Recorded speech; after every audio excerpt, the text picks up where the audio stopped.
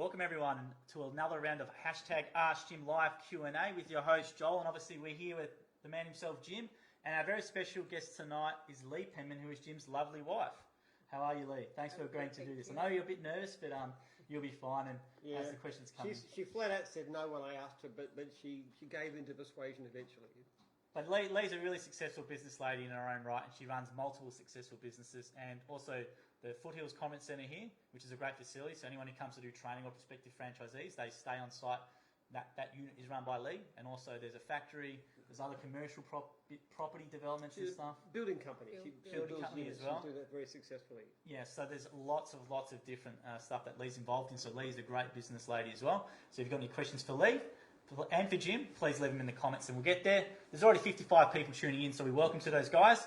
As always, with cross-posting, what happens with cross-posting is we can only see questions and comments left in the Jim's Group feed. So make sure you head to the Jim's Group section and leave them in there. Give us a like, a share, or a question for Jim and Lee, and I'll be able to see them. If you're watching via the other pages, we welcome you. And I know we're on like various pages like Test and Tag, Pool Care, Cleaning, Pest Control, Mowing, etc. So welcome to anyone watching via those pages. However, head to the Jim's Group head office page, leave your question, comment, or give us a like in there, and that way we'll be able to see it. So I'll just go through a bit of housekeeping first, while people start joining us.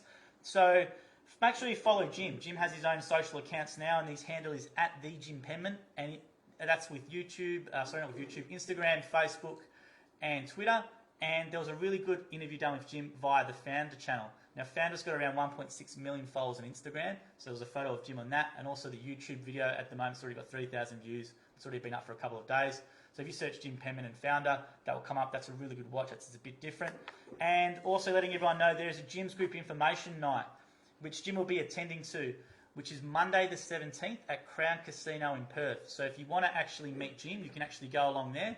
More details are in the Jim's Group page about that in the events section. It's a great opportunity because I know Jim doesn't travel interstate too much. I hate travel. And you'll also be at the BDA Franchise Finance Australia WA State Franchising Conference, which is the next day on the Tuesday, which is in Perth as well. So for more, Jim is actually the keynote speaker for that. So he's the first up speaker at 9 in the morning. So if you really want to go to that, go to the bdaonline.com.au, or the events are listed in the Jim's Group page. However, if you are in WA and Perth and want to see Jim on the 17th or the 18th, head to the events section of our page and all the details in there, and I'm sure Jim will love to see anyone there. And even if you're not interested, we hope you are interested in buying a franchise, but if you're interested in Jim and his story, just head along there. It'd be great to have a chat, and Jim will be answering any questions in person that you have.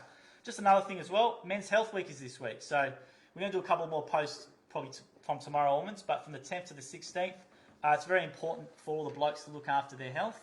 I've given Jim some stats here about men and via some information guides, and obviously 3 in 4 suicides are male, 93% of workplace deaths are male, 2 in 3 preventable deaths are men, and 4 times more likely for heart disease and other preventative stuff. So make sure, blokes, you get your checks. This is a great week to hear about it. It's going to be on TV and everywhere, so make sure you get along and have a check if needed. And also, three signed books are on offer tonight. So we have the Every Customer a Fan book. We have Jim's book. Yep, that's his question. That's my favourite question. Yep. Gets this one. And Lee will be also awarding one tonight. So there'll be 3 books on offer tonight. And this is audio book via the Jims.net website.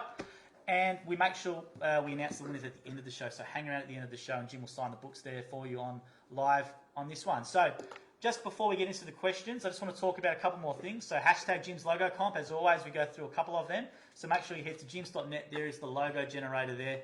And have fun with that logo. Cobloaf's still winning it. Cobloaf's at 5,000 likes, 20,000 comments, and 1.1 thousand shares on social media. That is absolutely smashing it. However, there's 20 runner-up prizes as well. So you never know. You might win the major prize if you can somehow get some Facebook page with a million likes to share a Jim's post. That would be the way to go.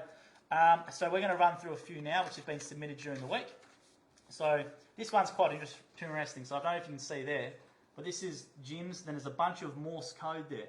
I don't know, back in school, did they teach you how to read Morse code at all? No, I'm not that old. Do you want to have a guess at what that translates to? Jim's something, I guess. Jim something. It's Yep. always Jim something. It says Jim's Morse code. Congratulations for translating, mate. Oh, I got the first part. Yeah, right. you got the first one right, so you've done well there. So that's a really good one. Thanks for that for submission. Now this one here, can you guess what that one is? Underpants. Close. Yep. So what else do they look like, you reckon? Daisies. Close. Keep going. One more. What else could it be? Shorts. Shorts. So gym shorts. Gym shorts. So trying to be a bit clever there, but that's a really good one. And the last one he will run with is the Simpsons character. I don't know, one of the bullies on the Simpsons. Jimbo's mowing. Jimbo Jones. So Jimbo's mowing. Hopefully he doesn't give you a wedgie when you come around and get your regular service from him. So head to gyms.net logo comp. That is still going.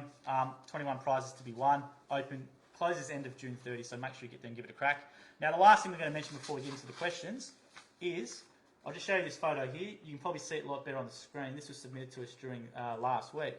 And this is from the Amari Community Development... Atari. I said Atari, sorry. No, it says Amari. Amari. It is Amari. So It is it's Amari. Sorry, got that right. That's all right. Atari is the video game. Atari is the video game, yes. Amari is the Correct. school in Uganda. Correct. Gotta keep those separate. Keep them separate. They're completely separate. One separate. One letter off. But amari.org.au, and that is Amari Community Development Organisation. And Amari was established in 2008 to help relieve the effects of poverty in developing nations through education, development and welfare. This is a couple of young gentlemen over in Uganda. So this is the farthest, I don't know, this is one of the most exotic places we've probably had a Jim's shirt appear. Jim's Handyman. Jim's Handyman. So any Jim's franchisees or anyone in the Jim's family who goes overseas, I don't know, maybe Mount Everest or something, I don't know. Yeah, I'm Mount Everest. Try not to be a corpse if you go. Yeah. It doesn't look good on the logo. Doesn't look good. But try and maybe if you're overseas, take a picture of yourself. There's a whole mob of our people from our church over in Uganda really? this week, actually, just helping out. They're building things and slashing blocks and doing all kinds of stuff. Oh, really? Is that for like schools or is that just for community development? No, this is for Amari. This is for the Amari project. All right. They go over there every year and they do all this work to get this place developed, this school. Okay, that's cool. All right, so we got 67 people now watching, which is great. We welcome you there. So don't be shy tonight. Leave us a like, comment, or question. We'll get to as many as we can in there. And I'll just go through a few shout-outs here. So Melka Rifle joining. John, thanks for joining again. Sal, John, Yu's in there. G, James, how everyone is doing. Good evening, Jason. So Caleb's back again. Sharon Connell. Hi, Sharon. Sharon says hi to you as well, Lee. And Sharon, Hi, Sharon. Yeah. And Sharon's on next week. Sharon Connell's on next week, so that'd be a really good one. I think 130 franchises in 18 months she is the most successful franchisor in gyms of all time by far. She's an absolutely amazing lady. And that's next. That would be next Tuesday. Next Tuesday. Next Tuesday. Yeah, next Tuesday at 7 with the live audience. So that would be a cool one. At our training. Yeah. That's it. So David McDonald says, "Joel, you're out of uniform." Yes, I am. Graham Moore. Yeah, if you're a franchisee, I'd register a complaint against you, Joel. Yeah, I'll be getting a text message and my franchise will be following them up and all that sort of stuff. That's true. Yeah, so I'll get some questions here, but guys, don't be shy. Leave a question, comment, or anything in there for Jim or for Lee. Make it a bit different, you know. Not only about business, it can be about, you know, how Jim and Lee met maybe. I'm sure you've heard that before, or anything a bit, I don't know. I'm sure Lee's got some embarrassing stuff, I don't know. You might want to ask, but just put him in there and we'll try. How you can be successful in business and also raise 4 great children. So this is you want to know how to do it. You'd be a wonderful wife. You're not supposed to ask questions. But put them in there, guys, and make sure they're in the Gyms Group page as I can see them in real time. If they're on the other pages, I can't see them, but we hopefully put them in there. All right, so let's get to some questions that were left last week that we didn't get to. So what I'll do is from Jason Travers, he submitted, "Hi Jim, what is your favourite plant and favourite tree?" It's more of a mowing related question for that one. I love food producing trees actually. I like things like walnuts and figs. We've got a beautiful fig on our farm, fig tree on our farm. We've got magnificent figs. I'm going to try and get a whole lot more done. So I think if I had to name a favourite tree, to be one of my fig trees. Okay. What about you, Lee? Do you have any favourite sort of plants or anything like that? Not Australian natives. She doesn't like them. They're very boring and ugly. You know me very well. Yes. I love roses. Roses. Yep. Jim hates it. Horrible, prickly things. Do you buy roses or no? You won't buy them. No, she's got I them. will. I bought them. Yeah, she's got them. I got them. We've got a rose garden in front of our house. Yes. Okay, cool. All right, so last one from Gene Stone last week. This is a big one for you as well, Lee. Was how do you recognise when you make a mistake, Jim? I feel as though I'm slow to respond to a changing environment at times. And Gene's from the bookkeeping division. Yes, well, I make a mistake because my wife tells me mostly. Yeah. I don't know. I make mistakes all the time. I tend to rush into things and just get so emotional and bound up with something that I really want to do it, and I do so many different things, and they don't all work out. But yeah. Gene's question is how do you recognise when you make it? So maybe if you started a venture, how do you recognise, okay, maybe I shouldn't have done that during it? Because sometimes it's hard to step outside what you're doing at the time.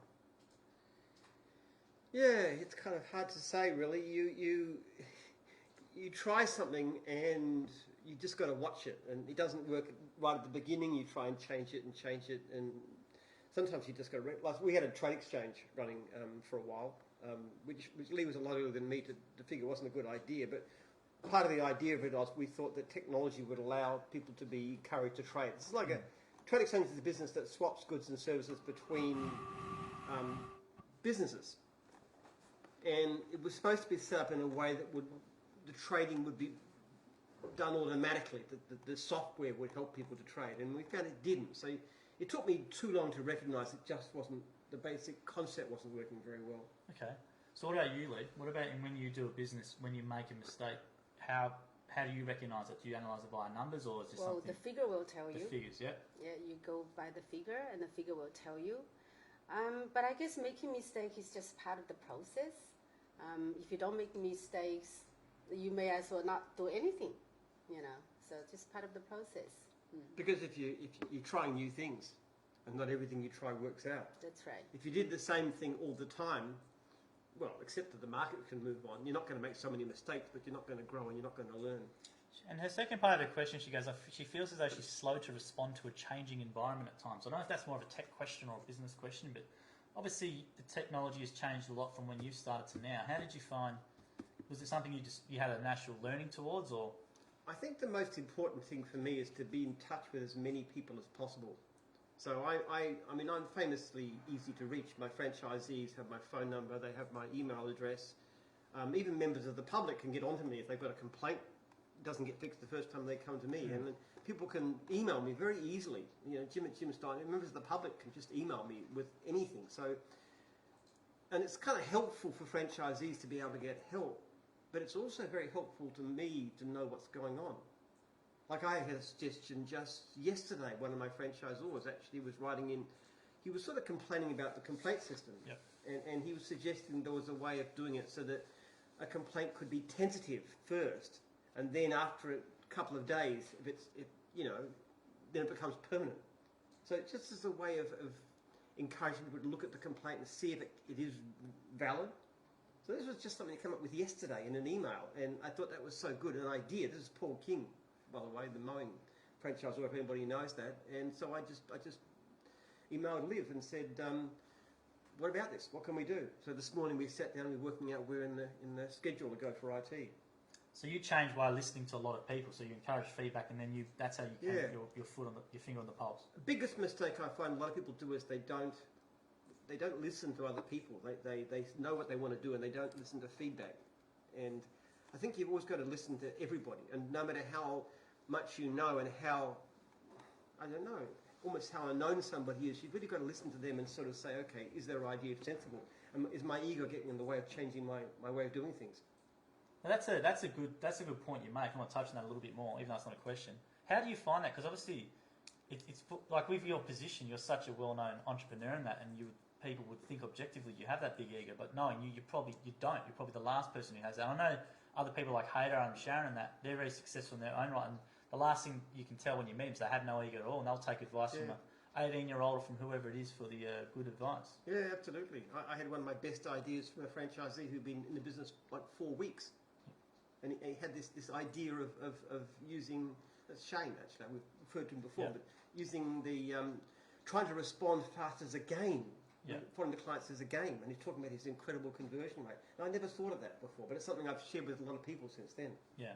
And what about you, Lee? Because you've obviously taken a lot of businesses where you've had to learn from day zero. So how did you go about getting into new fields where you had no background? I guess no matter what happens, I think the core business remains the same. For example, if you are in service industry, your service is your product. So you have to always make it good. And for example, for Foothills, we're very, very heavy on customer feedback, because that's the thing you can check whether you are doing well or not. We usually have a weekly meeting. So the major subject is about, okay, what happens last week? You know, the feedback from the customers. So that's the big subject. So you do a weekly meeting on the customer feedback, right? Yeah, we have feedback. Or whatever you do, suppose Jim's dog wash trailer, the product has to be good. Yeah. So when the product is good, it meets people's need. You don't have to advertise. Yeah. You know, so focus on your core business. That is whatever service, product, whatever. You make it good.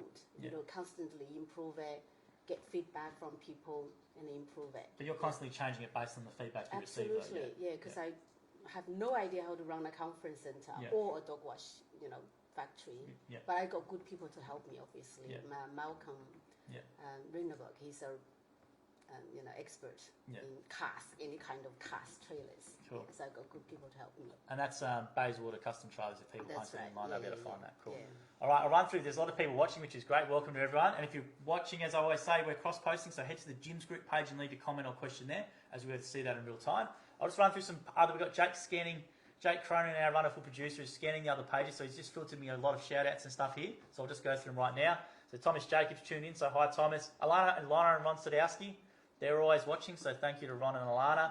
Now, there's a lot of people from Dog Wash tuning in, which is great. So we've got Robin Mansell, Kim McGavick, Sharon Connell's there, Naomi Leishke. We want you guys back next week, especially. Stacey Forbes, Lorna Riley has got a question there, and Belinda Hadley's tuning up there from North Queensland. So, we got one here. So we've got some questions. So I'll go. Lorna Riley's gone, have you tried a Jim's mobile barber and hairdresser before? We had a Jim's hairdresser Wow, before. yeah. No, we actually tried one called Marie. We used a different Yeah. brand, and it was hopeless. We thought that Jim's was a bad brand for hairdressing, but it didn't work. So we'd do it again if we had the right person. Yeah, it depends on really heavily. It'd actually be a good one. It'd be a good one. If you Yeah. know anybody who'd like to run it, who's got a successful business in that area, preferably with a few people employed, but who's been going well, we'd love to talk to them. Yeah, but with people, you won't need it, obviously, because you do your own. I think, do you do your own hair still? You don't do your own hair? No. No, He's not I allowed. He's not allowed to I do cut it. it Not if allowed. I was allowed to, but my taste is I wouldn't cut it too short. I like to have a long hair. He's telling us the He's story not last allowed. week when you're back in your uni days and you're just there pulling That's out what one Yeah, it I is. see, Yeah, right? it was shocking. Yeah. And when she Yeah. first met me, she said I had the worst haircut of anybody she'd ever met. yeah. It had it's true. chunks out of her hair. I know. Gee. So there we go. So if anyone interested, definitely get onto it. So But that was actually a good impression because the reason she didn't want to meet me is because she heard I was a businessman, and businessmen are always into appearance and looking good and wearing expensive one clothes. of a kind. And I was completely the opposite of any idea she ever had. So that was reassuring, wasn't it? Yes. Even the worst haircuts can sometimes work. there we go. That's a good one. So if you're interested in it, let us know. So Kane on the live feed's gone, Jim, what is your next business branch for Jim? So I guess what's the next service that's coming out? Do we know that the next one that goes live? I know Jim Construction started or soon? I think it started. It started. We've got Jim's Home Fresh. That's just started. Jim's Home Fresh, which will be home delivery of really nice organic produce to your home. They're a really bunch of good blokes, and they've been in the business for like 3 generations or 4 generations, so that's going to be good. Some of the new ones like batteries and mobile mechanics is going very well. Batteries. I tell you what, the guy in batteries, the franchisees do really well. They got a lot of good reviews on Facebook. So batteries is doing a great job. Mobile tyres as well. Jim's Mobile Mechanics is. I had a guy today actually approach me just with an email, and he was he's got a business that's like fixing the cloth part of cars' interiors, Right. which I think Okay. would be fantastic Yep. because it would fit in with the car cleaning guys. But I said also, do you know anybody who's in the dint removal business? Oh yeah. Because if we had car cleaning and dint removal and this fabric repair type of thing, Yes. that'd be a beautiful 3-way approach to clients, and we could do everything for them. Yeah, that'd be a great. And that was one-stop just shop. today, actually. So I introduced him to John, who manages new divisions, and hopefully something comes of it. Okay, cool. So David McDonald's gone here with the surveys. Why are people not asked if we rang on time, turned up in uniform, or showed up on time? Question mark. So David McDonald's a franchisee. We do that, but only when it's an email survey. For the SMS, you simply get asked with a star rating plus comment, because we just found that's the way to get the maximum people to respond. Yeah. So you's gone here with the question. He's gone hashtag us, Lee. What do you think of Jim's fascination with science and history? I haven't asked that before. That's a good question. Well, that's his passion. Yeah. Yeah. So it's too much to talk about. I don't know where to start. Yeah. Well, maybe is there something? Yeah. So what? Yeah, we'll go a little bit into it because it's something that Jim's obviously very passionate about. So Yeah. yeah. Was there something where he knew about when you first met him? Is that something that you knew from the get go? Yeah, pretty much at the beginning. Yeah. I know what he's, he's got his research going, and it's just sort of big chunk of his life goal. I think it's a meaningful thing for him to do. Like we go to church, everybody has a calling, and this is Jim's calling. I think it's a really good thing to do, so I support him 100%. So with the biohistory book, was that back 14 years ago? Was that what you were developing at the time, Jim, or? Yeah, you studied from your university, pretty much. Yes. Yeah. And it's a lot of the science. I've been funding a research program, and that's actually a lot of the findings that got into that book. Yeah. In fact, the idea I developed as a PhD student back in the 70s, early 80s, and then I've done more reading since then, mostly on primatology, like monkeys and apes and so forth. Yeah. And then in recent years, we've had the results from the scientific research, which we've put into there, which made a lot of sense of many things too. Okay, that's a good answer. So Haydar's tuned in, so Haydar, hi to Haydar. So I'll just run down here. Okay, so David McDonald's gone with the follow-up. So you're SMSing surveys. I did not know this. So we do send it's just an SMS with a star rating, 1, 2, 3, 4, 5, right? Yeah. On stop. And a comment. We get by far the best response. We get about 30% response from an SMS survey. Because all they have to do is to hit one number. They can just hit 5, hopefully. Or 1 sometimes. And then they usually put some sort of comment in as well. So we get a very good response. Yeah. It's been very helpful, actually. It's really helps us to understand how to give better service. And since we've been doing it, we've actually found the number of actual complaints have gone down and the leads have gone up dramatically since we've started doing surveys. So it really helps us to do better. You know, it definitely is. So I'll go through a few questions that were left here last week, and I'll go for one which is a generic one. This is for both of you. So Nick Ham said, the best financial advice you could give. Very open-ended question. That's a big question, It isn't is, it? yeah. Best financial advice you can give. You should always live within your income.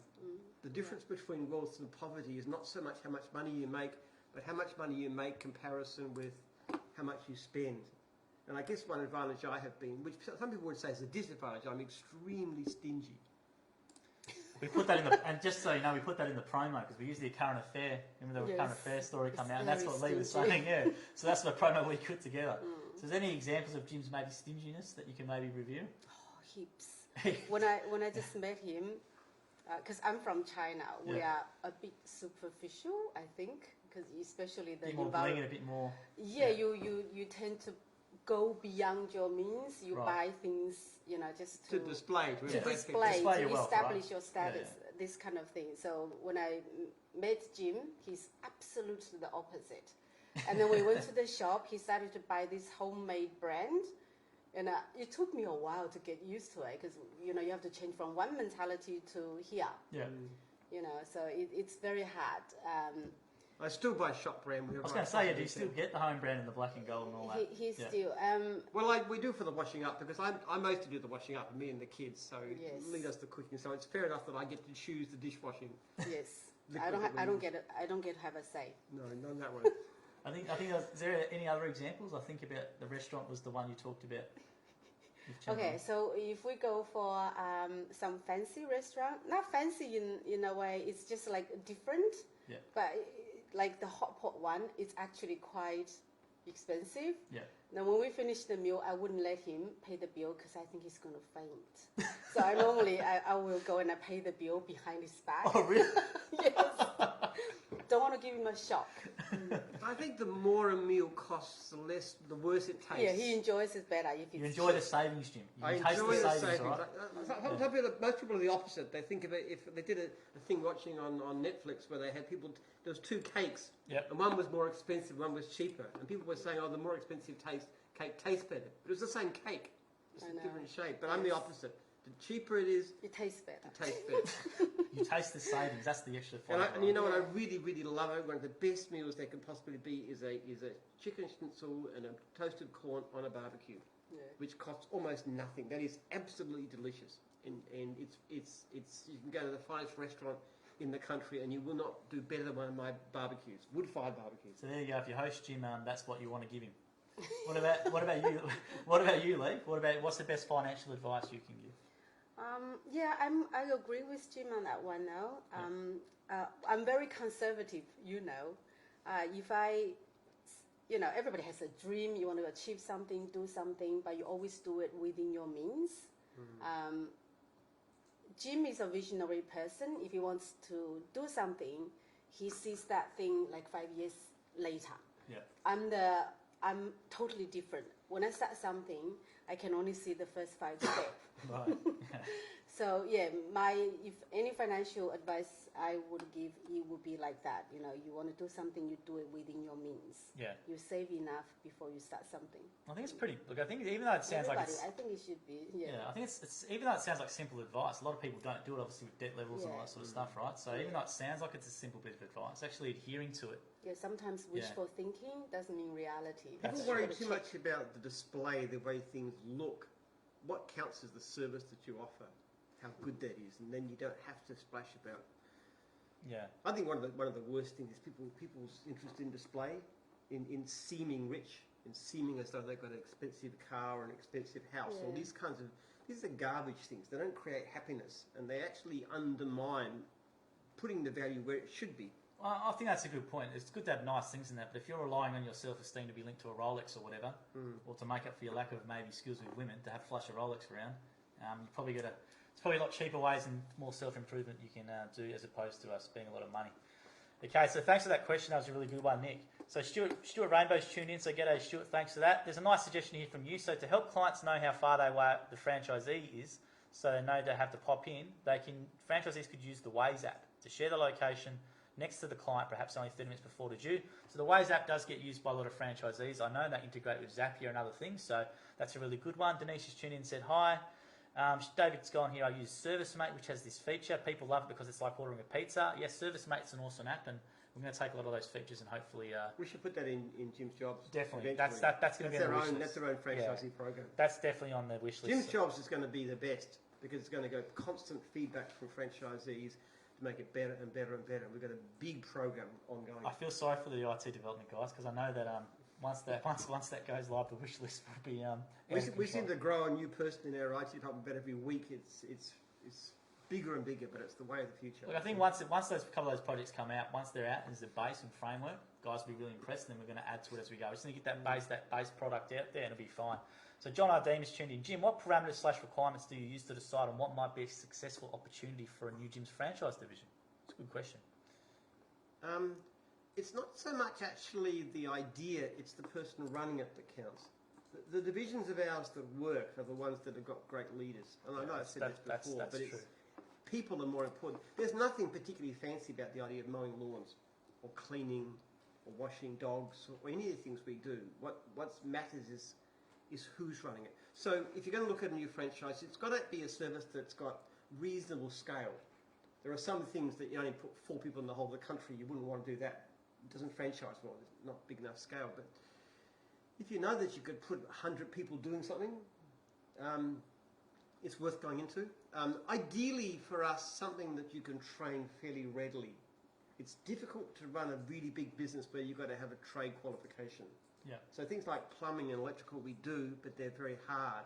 But the ones like mowing, cleaning, fencing, dog wash, antennas, they're all something we can teach from scratch. Yeah, because you eliminate a lot of people with that qualification. You have to do a 4-year apprenticeship to get it and be qualified in that. Which is tough. Yeah. And the other thing too is that if anybody's coming with a business idea, I need to see a reasonably competent person making at least $60 an hour. We will not look at any business that I can't see an average franchisee making that kind of money, because it's just not worth being in business if you're... It's funny, people think of labourers or unskilled people, they're going to make $25 an hour. No, not in your own business. 60 is where we go for. Yeah. What about you, Leith? There's a new Jim's service division that came on board. What would something you'd be looking at? Would it be more about the person who's running it, or if the service is something that's really profitable, or what would you look at? Well, you've got to do some market research to see what kind of business you can start. But mainly, I agree with him. Nothing is really fancy in gyms or divisions. Yeah. It really depends on how the leadership. Yeah, the leadership and the person who operates it. Yeah. And that's definitely... It proves again and again, doesn't it? Yeah, I think that's the true thing. That's consistent. There is if there's a good person that's in charge, it generally flows down like that. It's like with anything. Good example is probably the Carlton Footy Club. I know there's Carlton people watching, but sacking the coach won't fix the Carlton problems. It's the problems with the president and the footy department and the coaches underneath that. Getting rid of that third rung's not going to... Yeah, we have a little restaurant in Lilydale, an Indian restaurant. Yep. We've seen it how many times it changed the management, it changed hand, so from one owner to another. But the final one, the recent one from the chef, did a beautiful job. The whole family was, the whole family is involved. The food is fantastic. Service is fantastic. If anybody's around, it's called Severa, and it's in May Street, Lilydale. It's a fantastic restaurant. So we are their biggest fans, right? Yeah, they're great. That tells you, The food is depends on good. how you run the business. The service is good. People are very friendly and helpful. They serve reasonably quickly. The chef himself, the owner, will come out and say hello to you and sometimes give you some extra stuff. It's just a beautifully run little business. So I think it's more personality based than anything else. I think people think it's like a magic formula with an assessment in the background and stuff, but it's more about that person who runs it, right? People have this idea that it's about some incredible idea. Yeah. It's not. It's about 1,000 small details of how you do things that matter. Yeah, That's right. that's a really good question. Thanks for that one. Vicky Sherman's gone here. Will you use flying choppers like Uber to get to jobs quicker? Lol. I'm just reading that one today. Yeah. People would have seen we put on the Facebook page. There was a Guinness World Record ride-on mower. Got up to 160 kilometres. That was on like the Today Show a couple of days ago. I don't think it cut any grass, but that ride-on mower, they got up to 160 k's with a souped-up engine. So yeah, who well, knows? actually, I tell you what, electric battery-powered mowers are great. I've got one I use at the farm, and it's fantastic. It's very quiet. It's easy to start. You just release the thing and it stops, and there's no vibration. The only problem is right now the batteries aren't quite good enough to justify it. But I think one day I would hope to see all my franchisees using battery-powered mowers. If you had enough power in the battery, it'd be the best way to go. what seems to be the problem is the battery, doesn't it? So And it's like an electric car. The same thing. There's a lot less maintenance in the actual engine. It doesn't wear out. No, that's a good one. Maybe we'll get to that one day. So thanks for that question. Thanks for tuning in. So thanks to everyone for watching. If you are watching, give us a like, comment or share. Make sure you do it on the Jim's Group page so that we can see it and respond to you in real time. I'll try and get to as many as I can. They're coming in here. We appreciate you leaving a comment. So Paul's tuned in. So g'day, Paul. Okay, question from Jeremy Trengrove. Is there a Jim's excavation franchise running at all? Question mark. Diggers. Jim's Diggers. There certainly is. Absolutely is. Going well. Going well. So Jaden Hackett's tuned in. Jim's Memeing tuned in. G'day, Jim's Memeing. Okay, this is a good one. I don't mind this one. So Jim's Memeing's gone. Have you guys considered expanding your business into doing tutoring? I've seen a rise in home tutoring run by students, and this is just in my local area. I think it'd be an amazing avenue for expansion that could be run by teachers looking for extra work or students. That'd be a go to you thing, so that'd be a... Yeah, we would. Our kids use tutoring. Yes. They have to go to the city. Oh, really? Yeah. Well, it's just harder to find a home tutor. So it's not a good option at the moment. Do you have a home tutor? There's not many viable. There's not many ones. I don't think so. It'd be a great business. Our daughter Jasmine actually was doing that because she got a great VCE result, and she was tutoring after that. And people were desperate to have it. They really wanted it. Yeah, and then the kids got so much spare time after school. You know, if parents are busy, we would love, our son to have something. Yeah. But like that, it's very hard to find people. If there's anybody out there who's in that business, we'd love to talk to you because it's a brilliant business. It's a very, very large business. And it's a good business that, you could do with people who were sort of like working part-time or women, for example, those kinds of things. And the hourly rate would be all right, wouldn't it? It'd be up around the... Well, the hourly rate would be at the mark, you reckon? Oh, yeah. Yeah. Definitely. Yeah, they make very good money. Yeah, that's a great suggestion from Jim's Memeing, and we appreciate that really one. good one. Yeah, so Jaden Hackett's gone here. What is the biggest job you've ever done garden-wise? What's the biggest size job? I remember back in the day. I used to look after a cemetery. A cemetery? Yeah. Really? You never heard of that? You never heard of that one? No. You've looked... Oh, we'll be able to tell everyone about the cemetery you've looked after. This is the first time we've heard it, both of us. Well, it was very good money. This was back in my student days. It was $140 for a day's work, which was a lot back in the 70s. So it was a great job, but two things wrong with it. First of all, it was incredibly boring. Yeah. Really You're not the most right? boring jobs. Well, there's not a lot of conversation from the graves, and they were a surly lot. They wouldn't say a thing to me. And the other thing is that the manager who ran the place, he hated me like poison. And I think the main What'd you do to him?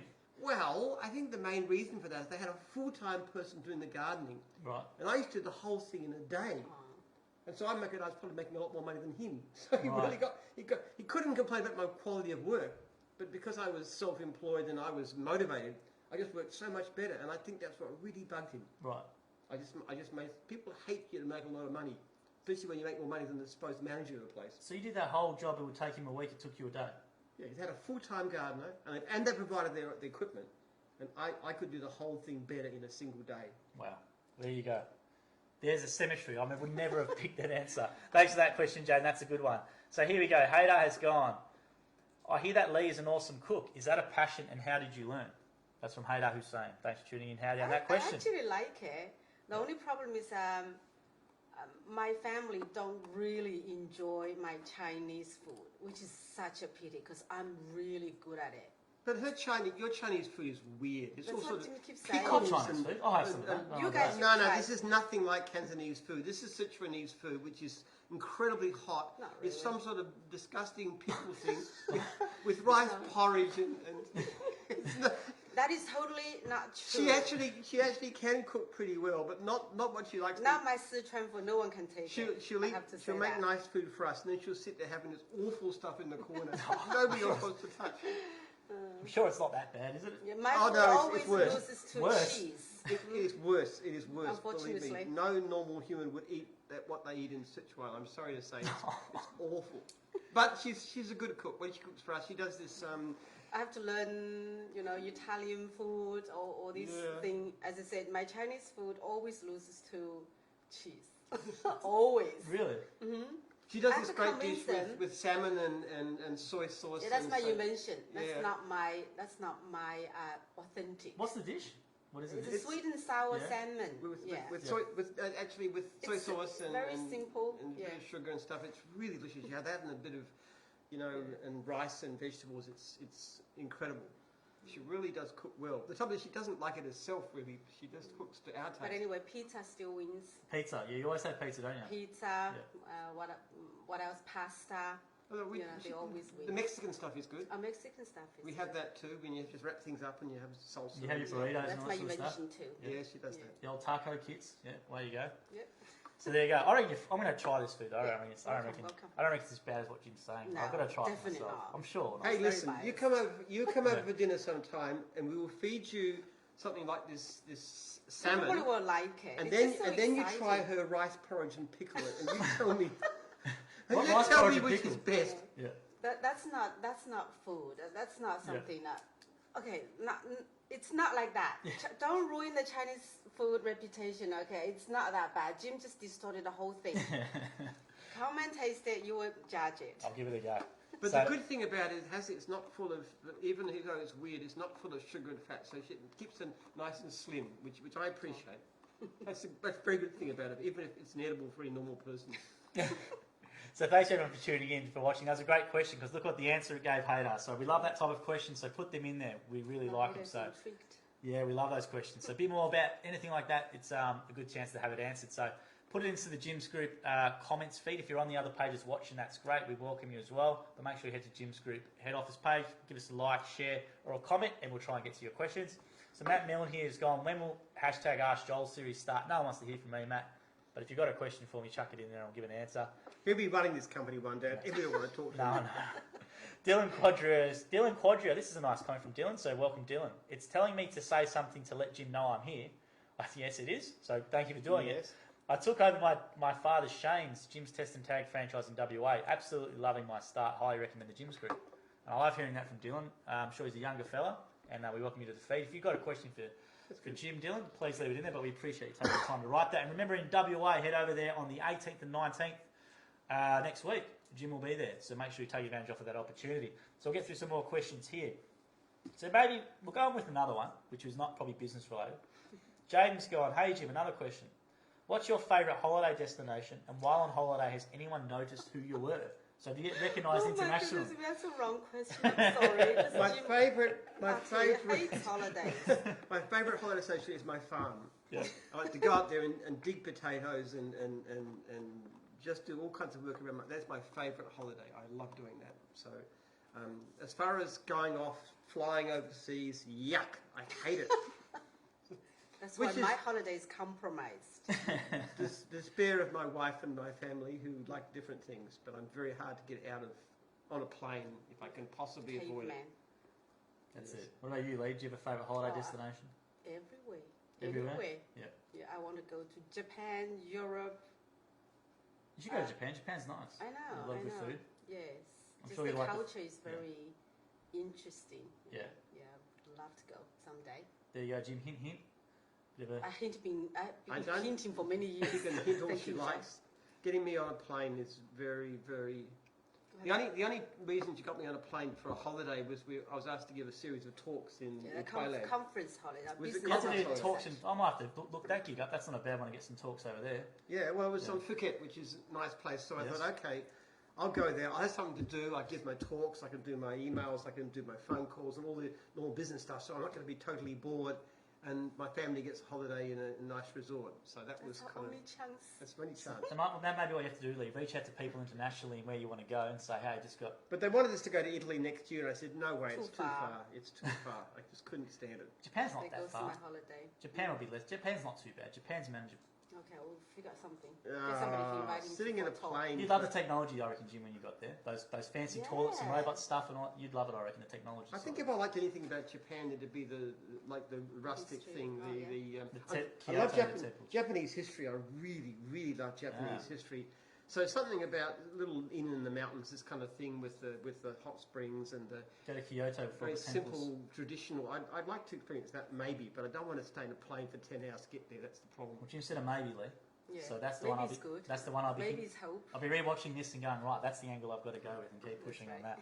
Okay, so thanks for that question. Okay, so I'll try and pull in some ones there. Hader Hussein goes, need to hook Lee up with my wife who also loves holidays.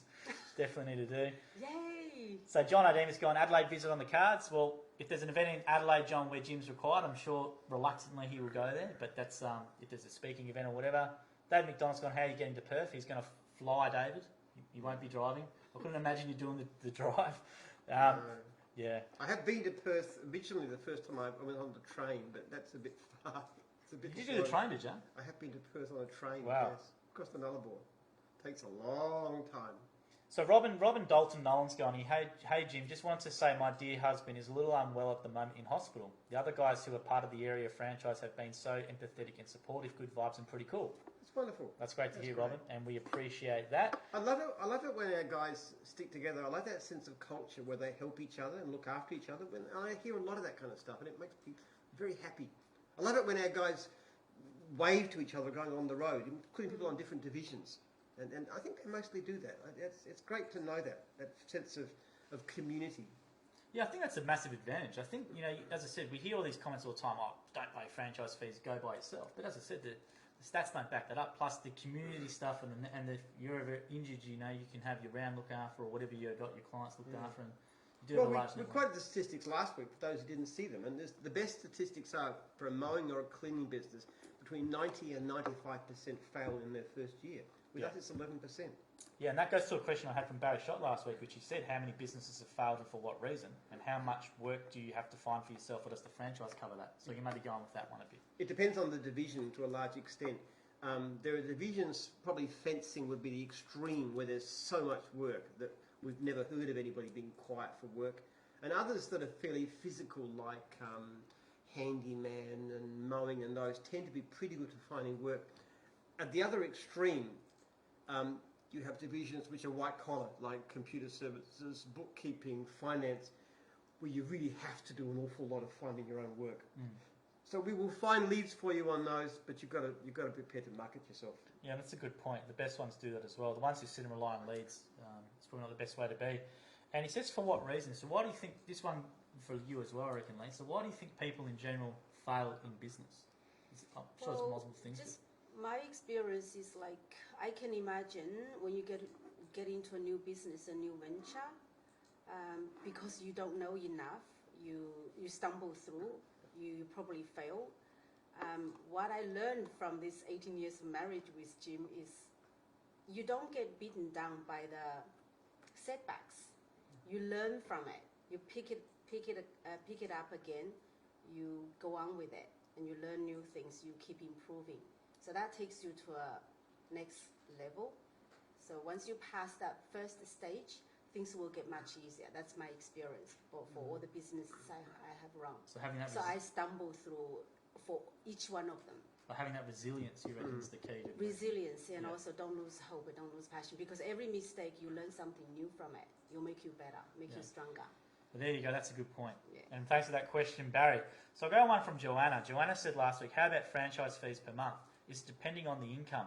Does the rate go down if you've been in the franchise for a long time, like let's say first or second time renewal of the contract? So how are fees calculated for franchisees and all that sort of stuff? Is it turnover based? It's a base fee plus lead fee. Yep. Turnover fees are difficult because, first of all, it's very difficult to know what a franchisee is making because there's so much cash out there anyway. So it's a base fee plus a lead. And the only reason we charge a lead fee is because we found from experience that if you charge a lead fee, franchisees are much more keen to follow up the leads. They don't take jobs they can't handle. I think a few of the guys last week mentioned they even call it a lead fee. They say it's an investment. Yeah. You know, it's an investment thing, which I think is a really cool. So what tends to happen is that fees go down with time, strangely enough, as a proportion. Firstly, because income tends to rise with time, but also as you get more business, your lead fees tend to drop. Now, on renewal, sometimes we put the fees down when you've got somebody who's not working so hard. A lot of these older guys, they've been 20 years with us, they just want to work 2 or 3 days a week. Like they a don't take retirement much franchise work. sort of We thing. call it a retirement franchise. Then we drop their fees to half or even less. Yeah. That's a good question, Joanne, and thanks for that one there. So I'll get to a few more comments on the other ones here. So a few of the boys here, Darren and Phil, have gone Jim's Pizza, Jim's Food Shopping. Yeah, we can definitely use that. Tristan Simpson. We will not get into retail franchises, and I wouldn't get into the food industry. Well, there we go. That answers your question from last week, Jacqueline. So Jacqueline had a question saying, would you consider opening a Jim's fast food franchise to flex on Macca's? Question mark. No. So the answer is definitely no. It's not our area. We got once into health clubs, which Lee actually was a That's franchisee, my first business and that experience. was Oh, not was it? good. We didn't know how to run it. We couldn't provide the help. We had somebody we were partnered with Yeah, who running retail supposedly knew. business is very Very different. The Yes. nature is very different. When you say the nature is different, what do you can you maybe elaborate a bit more on that? Well, for example, the beach house, you have to have a rental. Yep. No matter what happens, you've got to keep the rental going. You have to pay for that. You have to pay certain staff. So you lose the flexibility. So to increase your profit, probably you have to, spend your whole time there. So then you lose your lifestyle. And you had a monstrous problem with the air conditioning, for example. Yeah, so we got in trouble with the landlord, and I don't think the franchisor at that time knew exactly what to do. Be honest, and so I don't think they know how to run it properly. Yeah. Just all kinds of reasons. Yeah. What about you, Jim? What about your experience? I know we've mentioned a couple of times before, but Well, that was our experience of Yeah, trying to because do it, and we're that together, was 'cause a that's part very of Jim's division. Yeah. At that basically a lot of people lost their shirt on that sort of thing. It was very very hard. We had franchisors who were great, time. It's just cost is so high. and they invested in this thing, Overhead is so high. and it just didn't work. It's such a different business. See, it looks like we do everything. You look at 54 different divisions, but they're all service businesses, Yeah. and they're all very very The similar. mobile, the flexible. Yes. now why do you think people succeed in that space though? There's obviously really successful retail ones. So do you think they might have a bit more capital or a bit more business acumen? Like with McDonald's, for example, you have to have a really high level. You have to have a proven business experience plus that much in assets before you can get involved. Well, the thing is, McDonald's knows what they're doing. McDonald's is incredibly good. And that's one reason too. You look at the service industry. Look, to be pretty blunt about it, our competition is pretty feeble. I'm not trying to degrade people doing it, but we are by far the best in that space. But you go up against someone like McDonald's, which has decades of experience, and they're incredibly good at what they do. Yeah. They've got a long history. Each one of them, all these chains, they got a long history. They build it up, just like Jim's Group. They build it up from scratch. They know their game, and Jim's. I've heard that the manuals at McDonald's, they're piled high. They're enormously detailed. Every detail. That kind of knowledge is irreplaceable. And you see, when McDonald's started off back in 1960s in California, they even then Ray Kroc, he got himself a successful model. Well, they changed it a lot, but they had something to start with, which was already working very well. Yeah. And so you pile knowledge upon knowledge upon knowledge. That's what we've done. We've been going 30 years in gyms, and we're still learning. Every day we're learning how to do it better. That's that secret of constantly understanding and getting better and better and better. And we never worry about people knowing our trade secrets. Anybody who wants to can come to our training courses, franchisee, franchisor, without signing anything. There's no non-disclosure, nothing. Take what we learn and go out and try it yourself. And people sometimes do that. But the fact of the matter is we know so much now. You're all always And we're always improving, and we know quite well if somebody picks up what we did, by the time they figure it out, we're miles further ahead. Yeah, that's a good point, and we get that question a lot, so we like to answer it because it's a really good one. And there are ones who are successful in it, but there's obviously Jim and Lee have told you reasons why it's very difficult as well. So Tristan Sampson's gone here. 7 years ago today, I was 2 days into Jim's mowing training and having dinner with Jim. I have been a training officer now for 5 years and just love it. A few employees and a great work-life balance and great income. That's Jim. Thanks for that feedback, and thanks for tuning in. And Good to meet you. I try and meet as many of my franchisees, trainees as possible during training, and actually say hello to them and you have a do. meal with them. But next week's a great opportunity because we're doing the live hashtag Ask Jim Q&A. We do it with a live audience on the Tuesday night, which is a bit different because on the Wednesday night, a lot of people might have to go or whatever. Yeah. But Tuesday night, most people should be there. So if you are a prospect coming to training next Tuesday, please come. We do all audience questions plus viewer questions, but mainly audience questions. So obviously, some people might be a bit intimidated to interact with Jim at the break or whatever. It's a great chance to ask Jim. So if you go back to a couple of episodes, you'll see that bit of the interaction. It's a really good one. So we hope to see you next Tuesday at 7 o'clock as well for that one. So Tanya Graham's tuned in and said hi. So hi there, Tanya. Now, Steve Raymond's gone, for Jim, do you feel unserviced leads damage the brand? Oh, yeah. Yep. It's a terrible damage. 1 in 4 leads are unserviced. It's awful. And it's something we've just got to come to terms with. We've got this system called Jim's Plus. We're actually recruiting external contractors to provide service. They're not as good as our people by any means on average. Some of them are, but on average they're way down below. But it's better than just saying no all the time. Yeah. So it's a terrible problem. But what do you do? I mean, we can't suddenly start giving poor service so people don't want to call us. And the fact of the matter is, even if we've got massive unserviced leads, like 180,000 last year, some of our franchisees still need more work. So we've got to keep on promoting ourselves, but we really need to grow a lot faster. We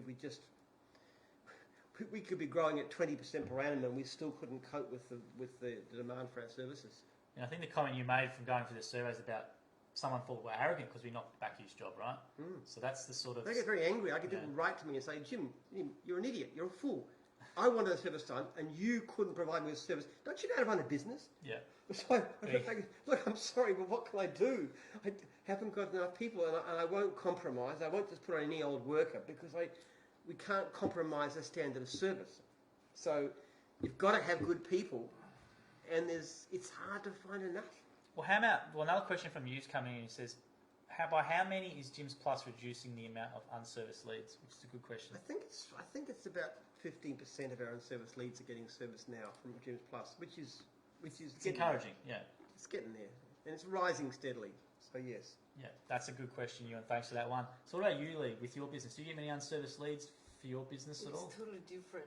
Yeah, it's totally different industries. We need more business. Need more business. So No, but actually, in your building business, you're Oh, knocking yeah, back yeah. all the time. Her reputation is such; people are begging her. Yeah, but I don't take on jobs easily. No. I have to be selective.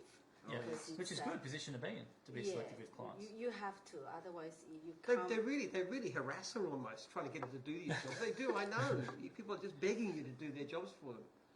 But it has There's to be, more to it. Not but she has to do. It has to be a client that she can get on with too. Jim is my biggest fan, so don't please believe everything he says. There's more to it, you know. I have to be selective in my business. Yeah.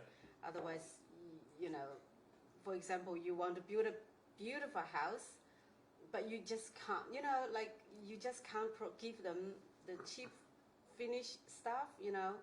So, you know, it's complicated. Well, how do you manage your time across 3 different businesses then? So obviously you've got Foothills, you have the factory, and you have the commercial building or the building interests. How do you manage your time?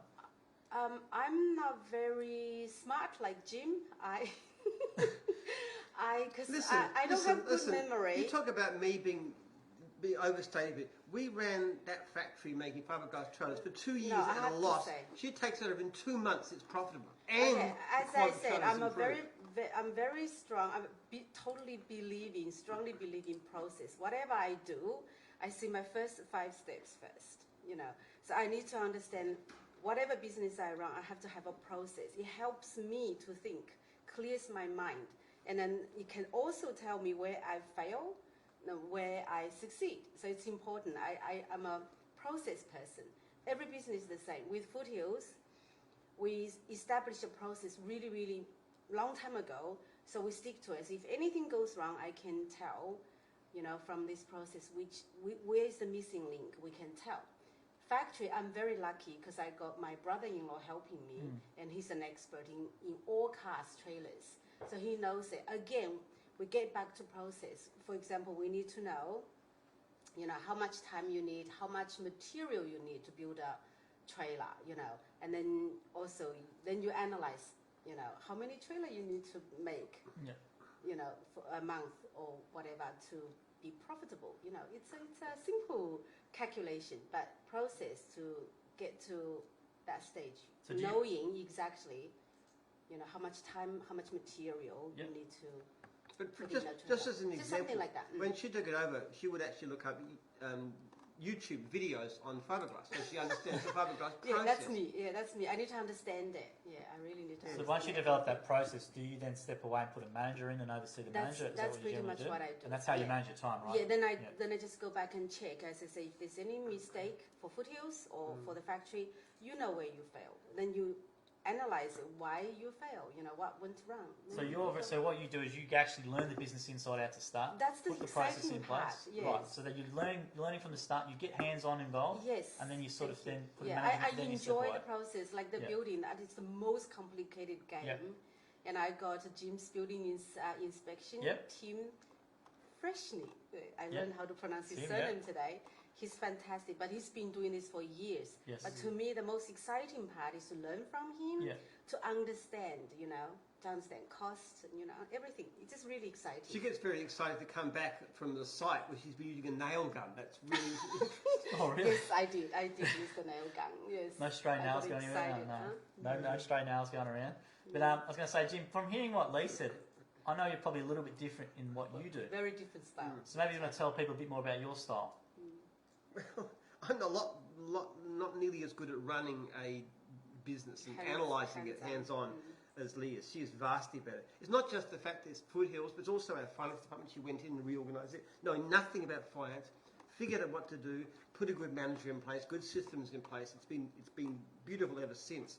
But you can see something like 5 years ahead.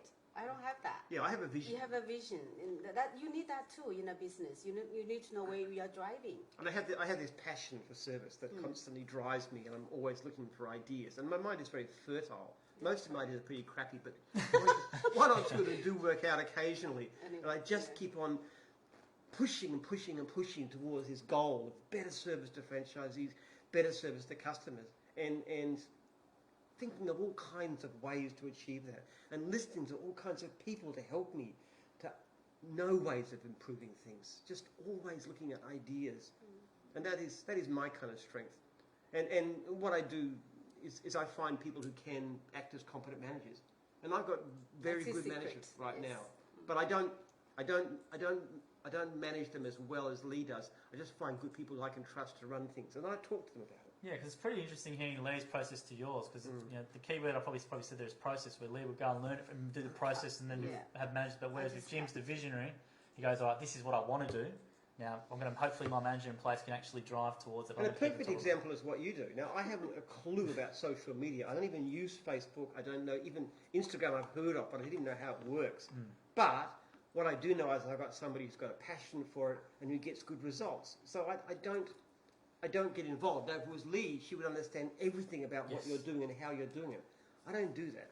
I just put you in charge, and I sort of know how well it's working because I get all this feedback. So people saying, "Oh, this is working and that's working, and we love what Joel's doing." And you got a round of applause at the last divisional meeting from all the divisional franchisors. So I know he's doing a good job, and that's kind of how I do things. Much less hands-on, much more creative ideas. And if Joel comes up with an idea, if you come up with an idea, then I will sort of, you'll discuss it with me, and usually I just say, go ahead and do it. Yeah, well, that's pretty lucky, and that's why I like working here. Is that trust? You've obviously can't abuse that trust, but I make sure that when I do propose something, I'm pretty confident that it will work, and I do appreciate the franchisors and divisionals obviously doing feedback with Jim as well. That helps anyone out in gyms, and that's how Jim judges us mainly, is from feedback from franchisors and from Z's. So the more feedback they give to Jim direct about how we're doing or how bad we're doing, we'll soon know about it, and that's what generally That's happens right. all the time. If they've got a problem with anything, they'll come to me and they'll That's- say, "Oh, we're not happy about it." And we're all aware of that. Don't worry, we are all aware of that. That's ingrained to everyone from day one.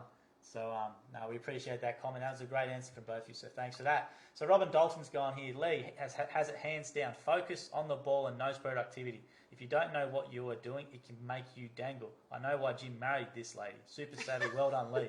Always helps to compliment There each are other. many reasons why. Now we're getting towards the end of it, but I want to talk one more question here from Mike Davenport from last week, which he said, "Who is your favourite Star Trek captain, Jim?"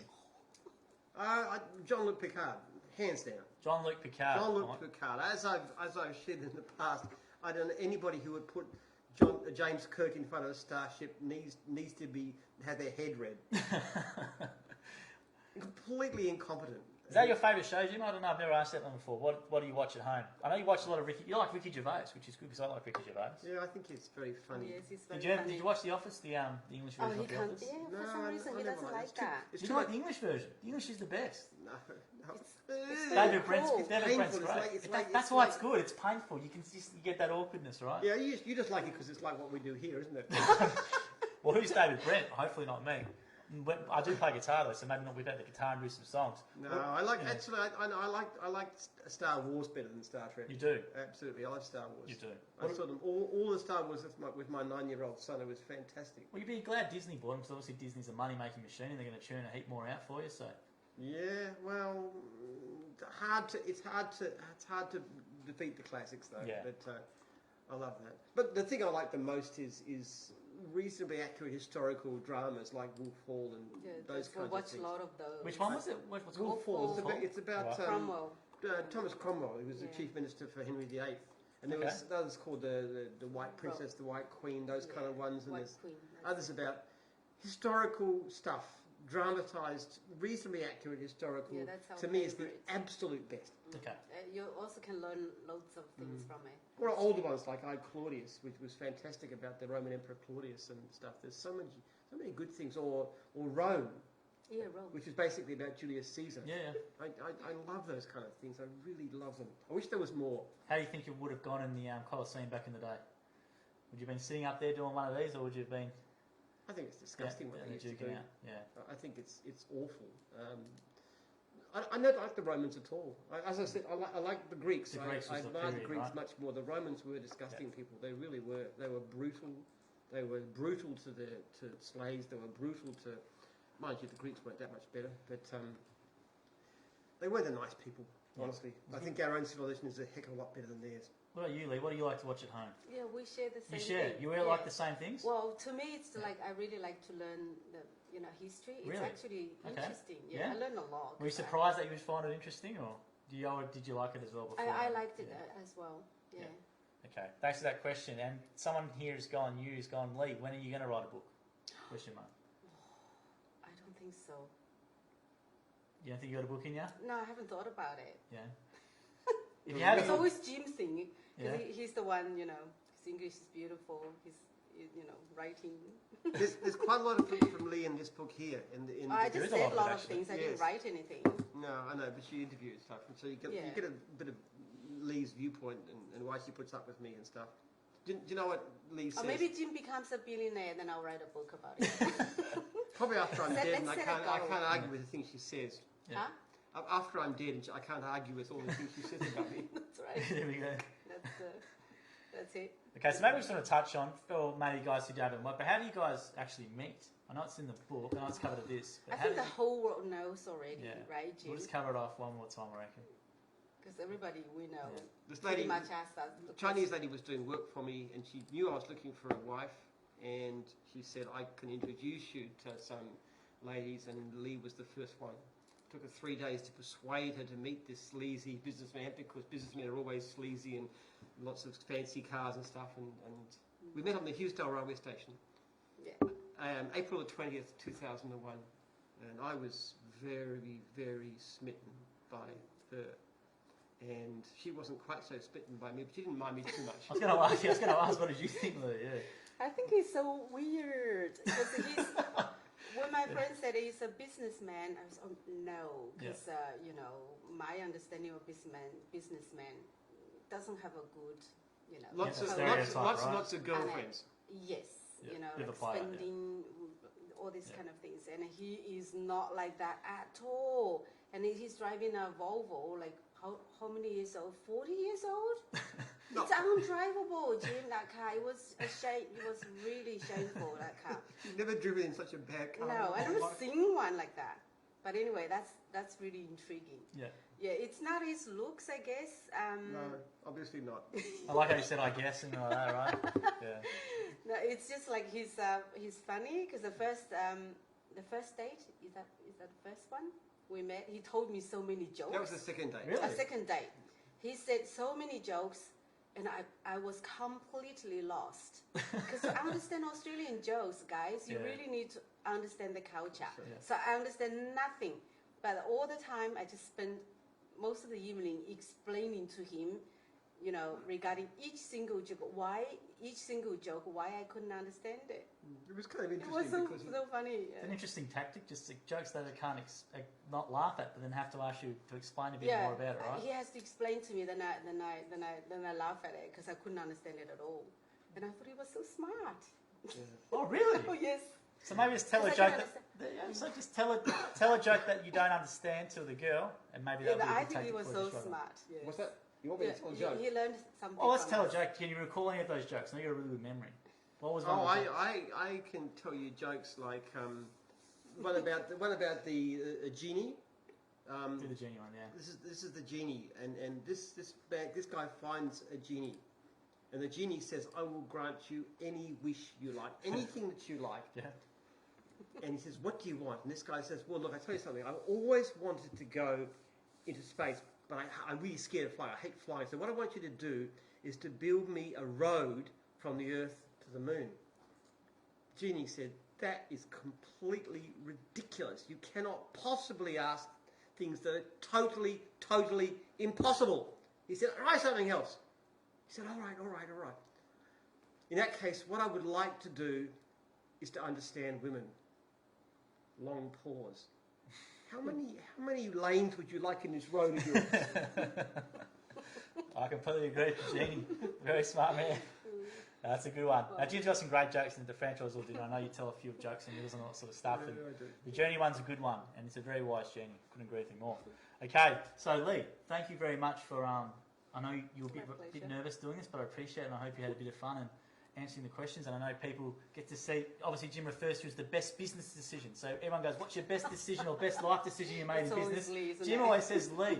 It's never anything business, and they're like they always want this wonderful magic You bullet give of a wrong information. answer, Jim. Yeah, it's No, exactly it's the. not. If the Best decision I ever made of any kind, business, everything. But it's a very smart answer as well. And all the guys will know what I'm talking about out there. So remember, guys, next week is Tuesday at 7 o'clock, which is the live audience. So I'm really looking forward to that one. So if you're a prospective franchisee coming next Tuesday, make sure you tell your friends to watch. They'll see you there. You can ask your questions as well. Any questions we missed tonight by the other pages, I'll get to them and bank them up for next week as well. We've got Sharon Connell, who has sold 130 franchises in 18 months, which is, if you work it out statistically, it's just She is one She's amazing. astounding lady. it's crazy. So Sharon will be on there next week, and that will be quite a really good one, I reckon. We're on a live audience. Sharon will be on the couch of an hour of Q&A with Jim. Remember, guys, hashtag Jim's Logo Comp still going. End of June, if you want to have dinner with Jim, make sure you keep doing those entries. And there's 20 runner-up prizes as well. And also, I just want to shout out that amari.org.au. Again, the Amari Community Development Organisation with Jim's handyman doing some... they're doing over there. They're doing some work at the moment, so maybe look them up. I know they've got donations and all that sort of stuff. And remember, it's Men's Health Week, so blokes out there watching, maybe make sure you get to a doctor or anything else with your mental health. Just make sure you get checked out. I'm sure And if you see you a lot of really, stuff. really want to have a great low-stress lifetime and be really healthy, then buy a Jim's Moan franchise. Or any Jim's franchise for that matter. Not just Jim's Mine, you can buy any one for that matter, and they'll all be good. So let's award these books now, guys. So what question or, I know it's a bit hard to maybe remember them, but what question or comment or something that you want to mark these down to give these books to? Is there anything here? So, I thought the one about the secrets of financial all right, success so was Nick, a good one. so Nick, we'll get one to you, Nick, so I'll DM you. So that was the best financial advice you can give. What about you, Lee? Was there anything in there? Did somebody say, like, got to understand the business, otherwise you don't know what you're doing? No. Which one was? Which means he agrees with me. I'm trying to think where that one was. I'll go back through and find that one. I'll give them a DM. So that was a comment there. So thank you for that one. I'll run through the comments and I'll give you a DM and I'll know who you are. And the one that I will give to, the one I got a new answer out of Jim, and that was what's the biggest job you ever done garden-wise? I know, a very simple one, but I learned that as a new one. I've been here for nearly 8 years now, and Lee didn't know either. So it's a cemetery. So he was doing the work of that cemetery guy, 1 week job Jim was doing in a day. So I thought it was a cool one, Jaden. Actually, one thing can I say? Last time when I put biohistory up, a whole stack of people sort of wrote in wanting it. So Yeah. another copy out tonight. Anybody, the best reason why you want to read this book? Okay, so if you're in the Jim's group one now and you want this for free, Just give give us a reason in there now, and I'll make sure. Why I get you that like to to read it. Why you like to read biohistory. Best answer we get tonight, I'll send you a copy and sign it for you. Exactly right. So signed copy of that from Jim. It's very nice of him. So we've got 3 books going, plus another one of these. So make sure you leave in the comments why you want to do it. If you head to biohistory.org, is it? .org. There's a nice infographic video on there which explains everything. There's also some cool YouTube videos about it as well. And obviously Jim's doing his clinic stuff as well with ISN and his research, so you can always look that up. But thanks for everyone for tuning in. We appreciate you with joining us tonight. We also the interaction on the feed. Next Tuesday, 7 o'clock. So it's a change of time. If you're in WA, Monday and Tuesday next week, then Jim, you're going to somehow do WA, then fly back to do the live show that Tuesday. Is that possible or not? I have to get back, won't I? You have to. I'm speaking at 9:20 in the morning. Yeah. What's the 7 o'clock we go live with Sharon. I'll just at least straight afterwards. Okay.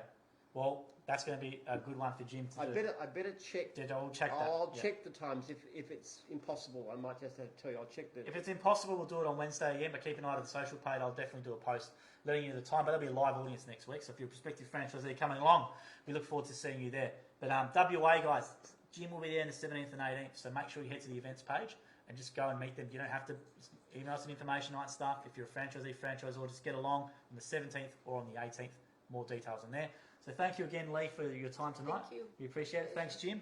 And thanks everyone for watching, and we'll see you next week, and we look forward to having your company again.